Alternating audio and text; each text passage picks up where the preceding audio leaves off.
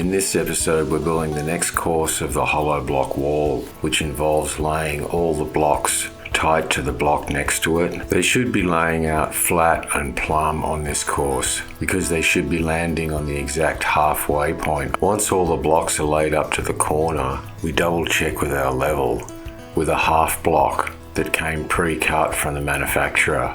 After seating the block on top of the adhesive, giving it a tap with our rubber hammer to make sure it's in the right place, there's a consistent system to this process, and constantly checking with our spirit level to make sure they're all dead flat and plumb. I test fit the block without glue to see what kind of level it's got. I add the packers underneath.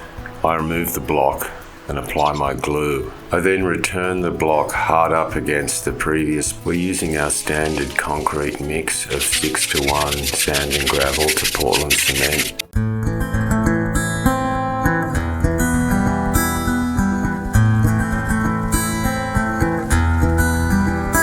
Lay your head upon my shoulder, shut off your thoughts and clear your mind.